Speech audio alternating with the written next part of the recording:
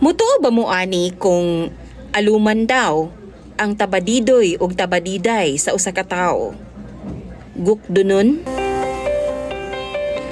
DJ Sam, mauna karon ang akong sitwasyon. Napuno kog konsumisyon tungod aning dakong alom sa Itmi Games ug tabadidoy sa akong bana. Itago na lang ko ninyo sa pangalang Daphne. 25 anyos ako ug taga dinhi lang sa Davao del Norte. DJ Sam, wala pa ko'y anak. Tungod kay naning kamot yung kong kontrol kay DJ. Ingon sa dili pa ko sure sa ako ang bana. Grabe man gud ang konsumisyon nga iyahang gihatag sa ako Grabe ang akong bana. Nga tawgon na lang nato siya sa pangalang Andrew.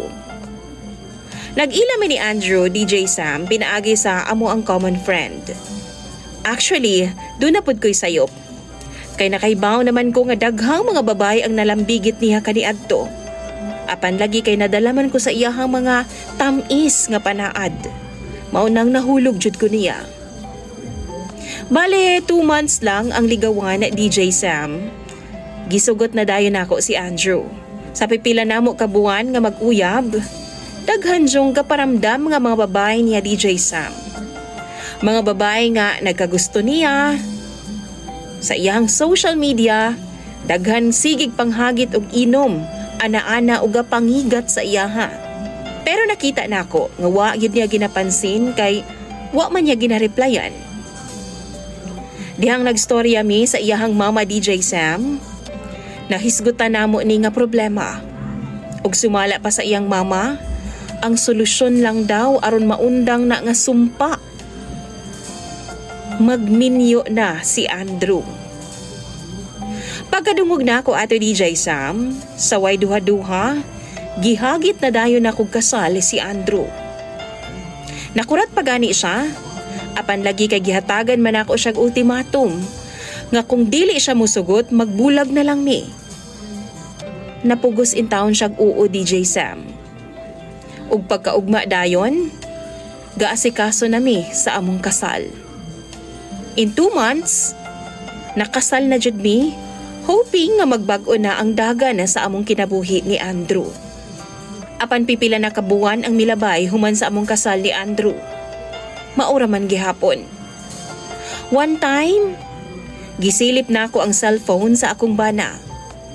Og nitambada sa ako ang mga mata, ang mga sweet messages, ug mga pangagni sa mga babae DJ Sam. Mga kauban daw to niya sa trabaho, ug ang uban mga kaila. Napagani ng hagit ug ana-ana kay lagi daw, iyahang bana naa na sa abroad.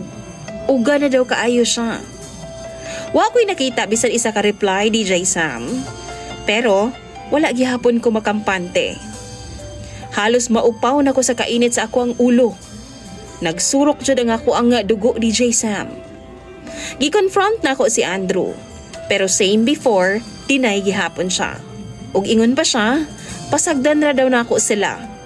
Ang importante daw, loyal daw siya sa ako Ug di daw siya mubuhat og mga lakang nga ikaguba sa among relasyon. Last week lang DJ Sam, birthday ni Andrew. Sa tunga-tunga sa among selebrasyon na ay niabot nga delivery, food package pa DJ Sam. With matching flowers pa. Kauban daw sa iyang trabaho nga babay ang nagpadaan ni adto. Inlababo daw kaayo sa iyaha. DJ Sam, dakong away jud namo ni Andrew, ug this time mi-demand ko niya nga mag-resign sa trabaho. Pero dili siya DJ Sam. Gipapili na ako siya kung ako ba or katong trabaho niya nga pulos mga bigaon ang mga kauban. Pero wala siya mitingog. Hinuon iyara kong gikatulgan. Og tibuok kabi kong naghilak sa iyang kiliran DJ Sam.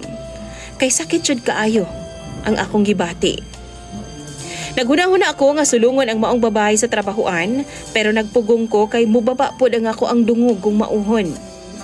Nagpaabot na lang ko nga pagkabuntag DJ Sam, dili na siya mo duty sa trabaho, kay pasabot ana ako ang iyahang gipili. Apan nasayop ko.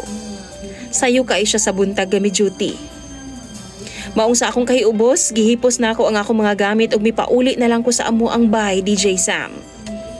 Sige siyag chat ug tawag na ako pero ginaantos na lang jud nako. Gina-ignore na ako. One time, gitubag na ako siya, apa na disappoint lang ko DJ Sam. Kay wa man gihapon mausab ang iyang desisyon. Di gihapon siya mopahawa sa iyang trabaho. Kana lang man ang akong gusto madungog DJ Sam. Ug mopauli na dayon ko sa iyaha. Miundang na pud siya og tawag na ako kay lagi, mura daw kog bata. Unsay bata?